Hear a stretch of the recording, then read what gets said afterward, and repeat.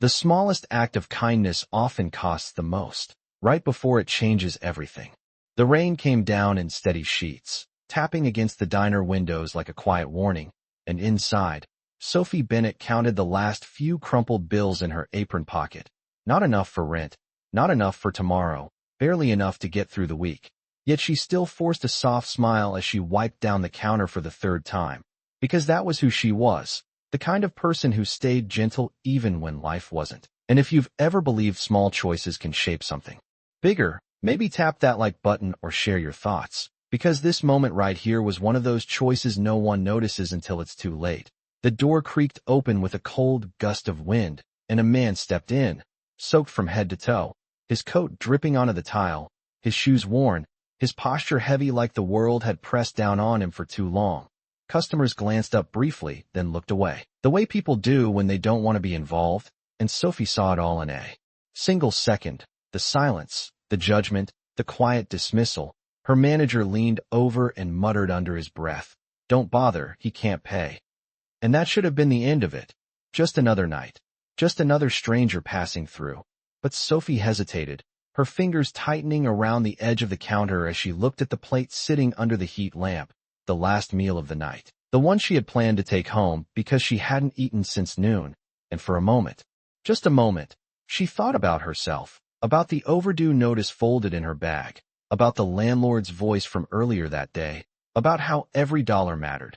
But then she looked back at the man, really looked this time, at the way his hands trembled slightly, at the way he avoided eye contact like he was used to being invisible, and something in her chest shifted, quiet but firm. She picked up the plate before she could change her mind and walked over, setting it gently in front of him. "You can have this," she said softly, her voice steady even though her heart wasn't. The man blinked, surprised, like the gesture didn't quite register at first. "I don't have any money," he said, almost apologetically, and Sophie gave a small shrug, the kind that carried more meaning than words. "It's not about that," she replied, and for a brief second, the world seemed to pause. The rain, the chatter, the clinking of dishes, all fading into the background as he looked up at her. Really looked, his eyes sharp despite everything, like he was memorizing her face, her voice, the moment itself. "Why would you do this?" he asked quietly. And Sophie didn't overthink it, didn't dress it up into something profound. She just answered honestly, because someone should. And there it was, simple, unpolished, real, the kind of answer that doesn't echo loudly but stays with you long after it's said. The man nodded slowly, picking up the fork with hands that still trembled, and Sophie turned away before he could say anything else, because she didn't do it for thanks. She never did. Behind her, the manager shook his head, already calculating how much he'd deduct from her paycheck, and Sophie knew it was coming. Knew this small act would cost her. But she didn't regret it, not even for a second, because some choices aren't about what you lose. They're about who you refuse to become. And as the man ate in silence, the rain kept falling, washing the city clean, as if it knew something neither of them did yet, that this quiet moment, this unnoticed kindness, was already setting something much bigger into motion. The man finished every bite slowly, deliberately, as if the meal meant more than just food, and Sophie noticed the way he did not rush, did not look around, did not treat it like something small. When he finally stood, he placed the fork down with quiet care and gave her a nod that felt heavier than a thank you. Then he walked out into the rain without another word. No name, no explanation, just absence. And somehow that stayed with her longer than any tip ever had. The rest of the night moved on like nothing had happened. Orders came and went, coffee refills, tired smiles, the usual rhythm. But her manager did not forget. He waited until the last customer left before calling her over, his voice low but sharp. "That plate comes out of your pay," he said, not angry, just matter of fact, like it was already decided. Sophie nodded. She had expected that. Still, hearing it made something sink quietly in her chest. That meal had cost her almost $12, nearly 2 hours of work after taxes, and she could not afford to lose even one. But she did not argue. She never did. Arguing would not change the number on her paycheck or the overdue notice sitting in her bag. So she just untied her apron, folded it neatly, and clocked out, stepping into the cold night. Where the rain had softened into a steady drizzle, the streets reflected neon lights in broken colors, and she pulled her jacket tighter around herself as she walked the 6 blocks to her apartment, counting steps without realizing it, like she always did when she was trying not to think too much. Inside, her place was small, barely 300 square feet, with a flickering kitchen light and a heater that worked only when it felt like it. She dropped her bag on the chair and sat down at the edge of her bed, pulling out the folded notice. The paper already worn from how many times she had read it. 3 days. That was all the time she had left before things got worse. She stared at it for a long moment, then exhaled slowly and set it aside, because worrying would not change the deadline, and she needed to be up in 6 hours for another shift. The next morning came too quickly. The alarm buzzed at 6:30, and Sophie moved through her routine on autopilot.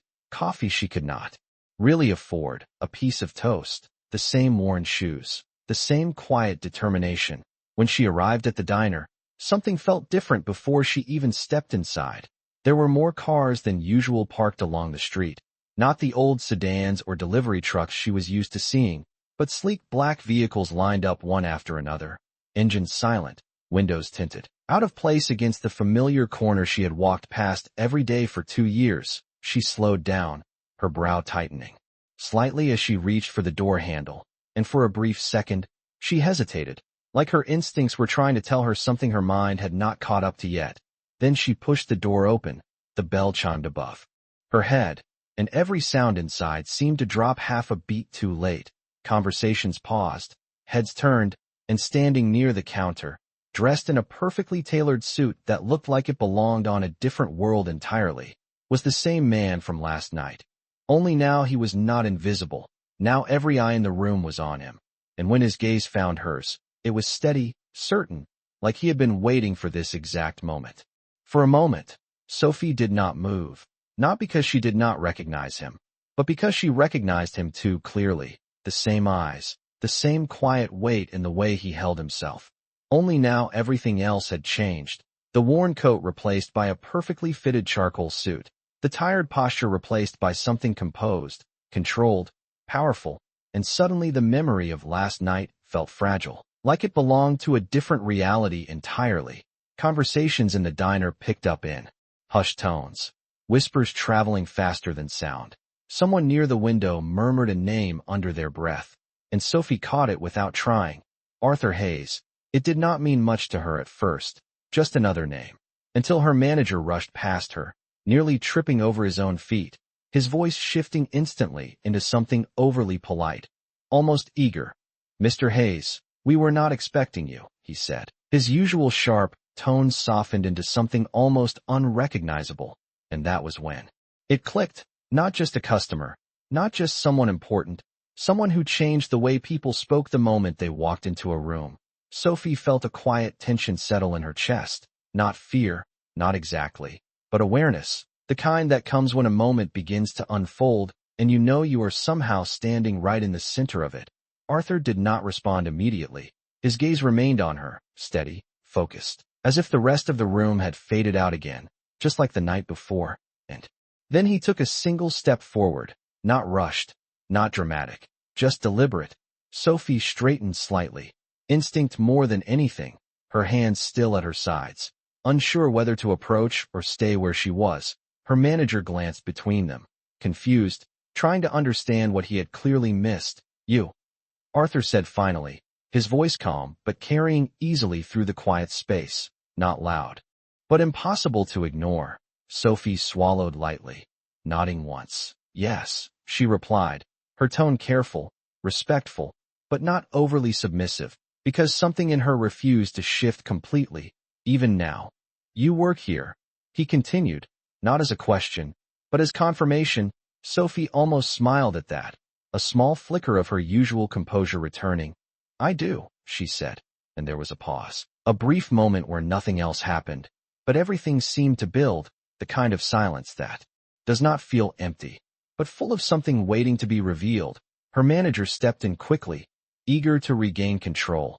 "She is one of our staff, very reliable, if there is anything you need." But Arthur raised a hand slightly, not dismissive, just enough to stop the interruption without effort, his attention never leaving Sophie.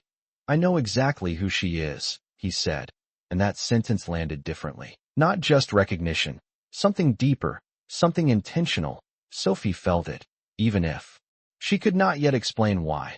And for the first time since she walked in, uncertainty crept into her thoughts, not about him, but about what came next, because people like him did not return to places like this without a reason, and people like her were not usually part of that reason. Yet here she was, standing in front of him, the same person who had given away her last meal without hesitation, and now the cost of that choice, whatever it was, had finally arrived. Silence does not always mean peace. Sometimes it is the moment right before everything changes direction, and Sophie felt it now, standing there as Arthur Hayes took another step closer, not invading her space, but close enough that the distance between them no longer felt like coincidence. Her manager shifted uncomfortably beside them, forcing a polite laugh that sounded thinner with each passing second. If there was any inconvenience last night, we can certainly make it right, he said. Quickly, his eyes darting towards Sophie for just a moment, a silent reminder of the deduction he had already decided. But Arthur did not look at him, did not acknowledge the offer. His attention remained exactly where it had been since Sophie walked in, steady, deliberate, almost unsettling in its focus. Last night, he said slowly, as if choosing each word with care. Someone here made a decision, and the room seemed to lean in without meaning to. Forks paused midair. Conversations dissolved into quiet curiosity. Sophie felt her pulse pick up slightly, not out of fear, but out of awareness that whatever he was about to say would not be small. A decision that cost her something. He continued, his voice calm, almost quiet, but carrying through the room with ease. Her manager straightened immediately, eager to redirect. We have policies in place, sir, and we handle those situations internally. But Arthur finally turned his head just enough to acknowledge him, not with irritation, not with anger, but with a kind of controlled stillness that made the interruption fade before it fully formed. I am aware, he said simply, and then his gaze returned to Sophie, as if nothing else in the room held any weight at all. What I am not aware of, he continued, is why someone would choose to lose something they clearly needed. Sophie held his gaze, steady, not defensive, not apologetic, just present. She could feel the eyes of the entire diner on her now, the weight of attention she had never asked for, never wanted, but she did not look away, because it mattered in that moment. She answered, her voice even, the same quiet certainty from the night before threading through her words.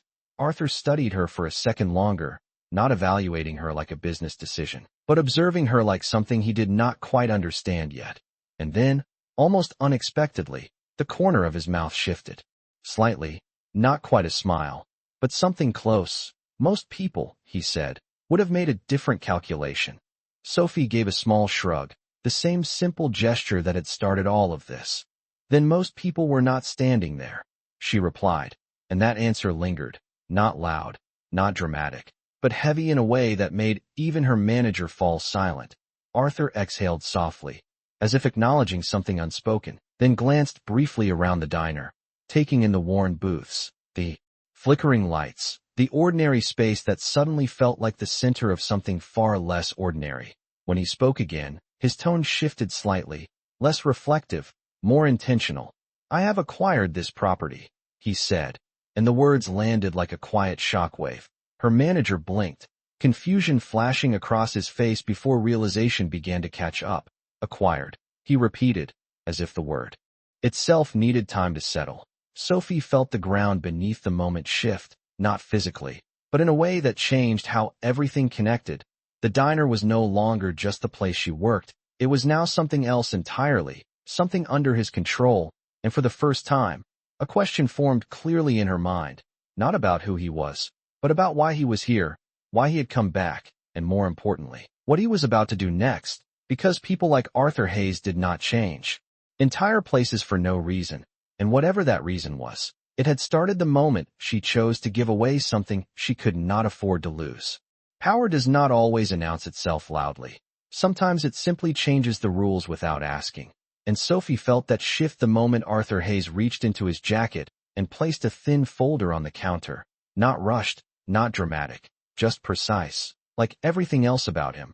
Her manager leaned forward instinctively, his earlier confidence replaced by something closer to unease. "Sir, if this is about ownership transfer, we can discuss." But Arthur did not let him finish, not by interrupting, but by opening the folder with a quiet motion that seemed to command attention on its own. Inside were documents, clean, official, undeniable, and even from where she stood, Sophie could see the letterhead, the signatures, the finality of it all. "Effective this morning," Arthur said, his tone even.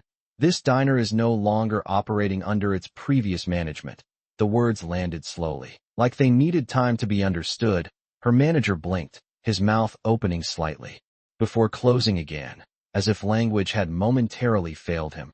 The room shifted, not physically, but in awareness, the familiar hierarchy dissolving into something uncertain, and Sophie stood there, caught in the middle of it, watching a place she had known for years quietly become something else. "You cannot just walk in and," her manager started again, but this time there was no force behind it, only habit. Arthur glanced at him briefly, not dismissive, just finished with the conversation. Before it fully began, "I already did," he replied, and then, almost as an afterthought, he added, "Your employment here ends today." There was no anger in his voice, no satisfaction, just a statement, clean and final, and for a second, no one moved. No one spoke, because the weight of that moment had not yet settled. The man who had controlled every shift, every schedule, every paycheck, was suddenly just another person standing in the room. Her manager looked at Sophie, not with authority, but with something closer to disbelief, as if trying to understand how the smallest decision from the night before had somehow unraveled everything. But Sophie did not react the way anyone expected. She did not smile, did not show relief, did not step forward into whatever space had just opened. She simply stood there, quiet, observing.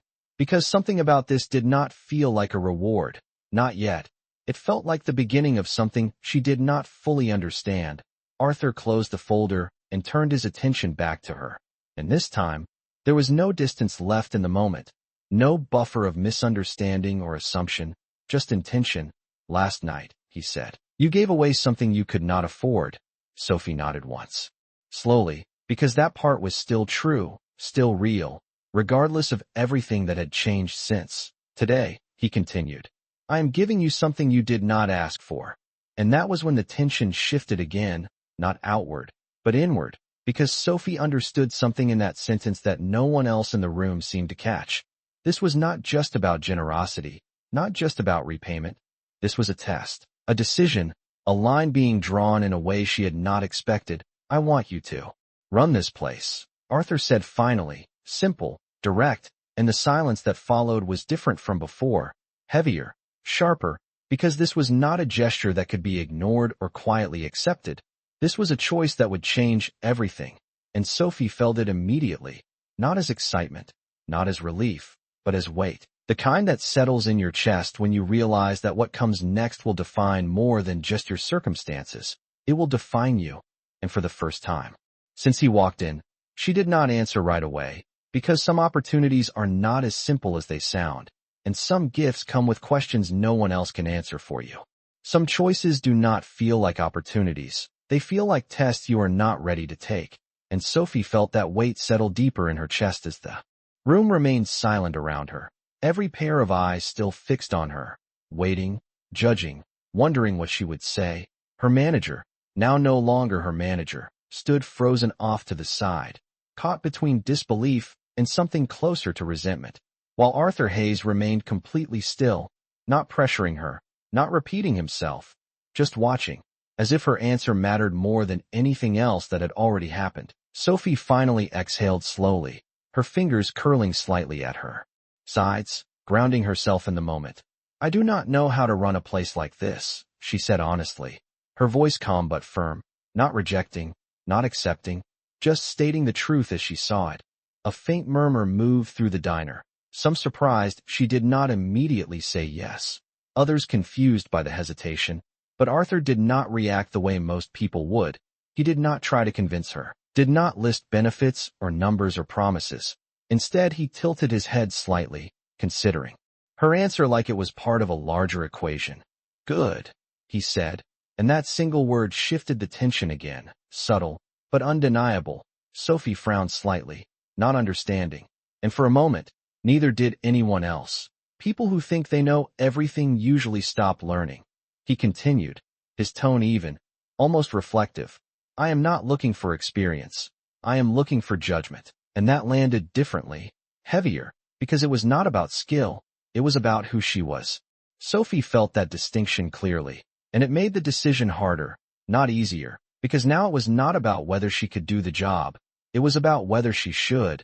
Her thoughts moved quickly, not in panic, but in careful consideration. Rent due in 3 days, a job that barely covered anything, a chance that could change everything. And yet something in her resisted the simplicity of saying yes, because nothing about this felt simple. And what happens when I make the wrong call? She asked, her voice quieter now, but sharper, more focused. Arthur met her gaze without hesitation. Then you will learn, he said. And there was no safety net in his answer, no reassurance that failure would be easy or without consequence. Just truth. And that honesty made the moment feel even more real. Sophie glanced briefly around the diner, at the familiar tables, the chipped counter, the place that had been predictable if nothing else, and then back at him, at the man who had turned that predictability into uncertainty overnight. And if you were standing where she stood, with everything on the line and no clear path forward, what would you choose, the safety you know or the risk you cannot control? Because that was the question sitting between them now. Unspoken but undeniable. Sophie straightened slightly, her expression settling into something clearer, more resolved. If I do this, she said slowly, it is not going to be your place run through me. And that caught the room off guard. A quiet challenge where none had been expected. It is going to be mine to manage my decisions my way. Arthur's expression did not change, but something in his eyes sharpened, not with irritation, but with interest, as if this was the answer he had been waiting to hear. That is the only way it works, he replied. And for the first time since the offer had been made, the tension shifted into something else entirely. Not pressure, not doubt, but possibility, real and immediate. And Sophie knew then that whatever she chose next would not just change her situation, it would define the kind of person she was willing to become. Truth rarely arrives all at once. It slips in quietly through the details people forget to hide. And Sophie began to notice them the moment the room started breathing again. The tension easing just enough for movement to return, customers whispering, chairs shifting, but something had changed beneath it all, something that did not belong to the diner she thought she knew. Arthur Hayes stepped slightly to the side, giving space without stepping away, as if the decision now belonged entirely to her, yet his presence still shaped the air around her. And that was when Sophie saw it, not in him, but in what followed him. The men near the entrance, dressed in dark suits, not speaking, not ordering, just watching, their eyes scanning the room with quiet precision. They were not customers, they had not been there the night before, and yet they moved like they had already memorized the place, every corner, every exit. Sophie felt a subtle unease settle in, not fear, but awareness, the kind that tells you there is more happening than what is being said. She shifted her gaze back to Arthur, studying him more carefully now, the way he stood, the way he observed without appearing to, the way he let silence do the work most people would fill with words. And suddenly, the memory of last night did not feel as simple as it had. The soaked coat, the quiet hunger, the way he had asked why she helped him, not casually, but intentionally, like he was looking for something specific, something measurable. Sophie's thoughts tightened around that detail, because people like him did not wander into places like this without purpose. And if that was true, then last night had not been random. It had been chosen. The realization did not hit her like a shock. It settled slowly, piece by piece, until it felt undeniable. She had not just helped a stranger, she had been seen, evaluated, tested in a way she had not agreed to. And the weight of that understanding changed everything. You knew, she said quietly, not accusing, not emotional, just stating the conclusion she had reached. Arthur did not look surprised. If anything, there was a faint acknowledgement in his expression, like he had expected her to get there eventually. I suspected, he replied, and that answer was careful, precise, not fully confirming, not fully denying, but enough to shift the ground beneath the moment once again. Sophie held his gaze, searching for something more, and in that space, something unspoken passed between them. Not hostility, not trust, something more complicated. The kind of understanding that forms when two people realize the situation is not what it first appeared to be. So this, she continued, her voice still steady, was not just about a meal. Arthur exhaled softly, his eyes briefly flicking toward the window, where the line of black vehicles still sat unmoving. Then back to her. No, he said, and this time, there was no hesitation, no careful wording, just truth, simple and direct. The room seemed quieter again, not because people had stopped talking, but because the meaning of the moment had deepened. Sophie felt it fully now, the shift from coincidence to intention, from kindness to consequence. And if you were watching this unfold, you might start to wonder the same thing she did. Was this opportunity, or was it something else entirely? Because when someone with that kind of power starts a story before you even know you are in it, the ending is rarely what you expect. And Sophie knew, without anyone needing to say it out loud, that whatever came next would not just reveal who Arthur Hayes was. It would reveal why he had been looking for someone like her in the first place. The truth does not always reveal itself with noise. Sometimes it arrives in a sentence so quiet it changes everything before you realize it has begun. And Sophie felt that shift the moment Arthur Hayes stepped closer and lowered his voice just enough that the room could no longer fully hear him. This was not the first place, he said, and the words landed differently. Not loud, not dramatic, but heavy with meaning. Sophie's brow tightened slightly, her mind catching on the phrasing more than the tone. What do you mean? She asked, and for the first time since he walked in, Arthur did not answer immediately. He glanced briefly toward the door, where the men in suits still stood, then back to her, as if deciding how much to reveal. For the past 30 days, he continued, I have been visiting places like this, and now the silence returned, sharper than before. Because this was no longer about coincidence or even a single test. This was something planned, repeated, intentional. Sophie felt her chest tighten slightly, not from fear, but from the realization that the moment she thought was unique had been part of something much larger. Different cities, different diners, different people. He went on, his voice steady, almost detached, as if he were describing a process rather than a memory. Same situation, same conditions. Sophie's thoughts moved quickly now, piecing it together. The worn coat, the silence, the question, the way he had watched her. It had all been structured, not random, not spontaneous. And, she asked, her voice quieter, but more focused than before, because she already knew the answer would matter. Arthur held her gaze, and this time, there was no distance, no calculation left in his expression, just clarity. You are the only one who did not hesitate, he said, and that sentence did not feel like praise, it felt like a revelation. The kind that changes how you see everything that came before it. Sophie blinked once, processing it. Not with pride, not with satisfaction, but with something more complicated. Because being the only one meant something else too. It meant that every other version of that moment had ended differently. Colder, quieter, untouched. Everyone else walked away, he added, not accusing, not disappointed, just stating a fact. And suddenly the diner felt smaller, not physically, but in understanding, because what she had done was no longer just a kind gesture, it was an exception, a deviation from what most people would choose. Sophie looked down for a brief second, her fingers tightening slightly at her sides, then back up at him. So this was never about helping me, she said, and there was no bitterness in her voice, just clarity. Arthur did not deny it. No, he replied. It was about finding someone who would make that choice when it actually cost them something. And that was the moment everything aligned. The offer, the timing, the control, the way he had removed her manager, the way he had structured the situation so there was no easy answer. It was never about generosity. It was about selection, about identifying something he believed could not be taught. Sophie felt the weight of that settle in, not as pressure, but as responsibility, because now the question was no longer why he chose her, but what he expected her to become. And if you were standing there, hearing that you were the only one out of dozens who chose differently, you might start to wonder the same thing she did. Is that something to be proud of, or something that comes with a cost you have not yet understood, because the truth had finally surfaced, and it was far more complex than a simple act of kindness. It was a test she did not know she was taking, and a future she had not yet agreed to carry. The truth does not ask for applause. It asks what you are going to do with it, and Sophie stood there holding that weight in silence. The noise of the diner slowly returning around her, but no longer touching her the same way, because everything had shifted, not just the place, not just the people, but the meaning behind a single choice she had made without thinking.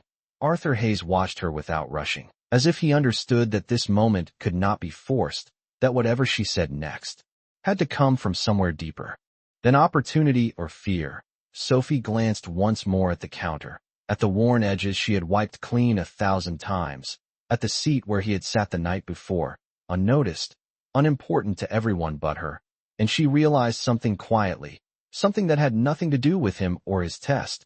She would have done it again, even if none of this had happened, even if he had never returned. And that thought settled everything else, because it reminded her who she was before any of this began. She looked back at him, her expression no longer uncertain, not because she had all the answers, but because she no longer needed them to decide. "I will do it," she said, her voice calm, steady, and the room seemed to exhale with her. But she did not stop there, because this was not just acceptance, it was definition. "Not because you chose me," she continued, meeting his gaze fully, "but because I choose what I do with it." And that distinction mattered. It shifted the balance in a way that neither of them ignored. Arthur gave a small nod, not approval, not control, but acknowledgement, like he understood that the test had not ended with her kindness. It ended with her decision now. The decision to remain herself even when everything changed. The days that followed did not transform overnight. There was no instant perfection, no effortless success. Sophie made mistakes. She learned slowly. She listened more than she spoke, and she changed the diner in ways that were not obvious at first. She kept a small board near the register, a simple note written in clear handwriting. "If you are hungry, we will figure it out." Some customers noticed, some did not, some agreed, some questioned it. But over time, something shifted, not just in the business, but in the way people entered and left, the way they looked at each other, the way they stayed a little longer than necessary. And Arthur Hayes came back once. Not announced, not expected. He sat at the same seat by the counter, no suit this time, no audience, just quiet observation. Sophie placed a plate in front of him without a word, the same way she had before, and for a moment, nothing needed to be said, because both of them understood what had actually mattered. It was never the test, never the money, never the power to change a place overnight. It was the one decision made when no one was watching, the one moment where nothing was guaranteed and everything was real. And as Arthur stood to leave, he paused just long enough to say, "You did not pass my test." Sophie looked at him, not surprised, not defensive, and he added, with the faintest trace of something softer in his voice, "You made it irrelevant." And then he walked out into the same city that had once ignored him, leaving behind a place that no longer did. And Sophie watched him go for only a second before turning back to the counter, to the next customer, to the quiet rhythm of something that had changed in a way no one could fully measure. Because in the end, kindness is not valuable because it is rare, it is valuable because it stays the same, even when everything else does not.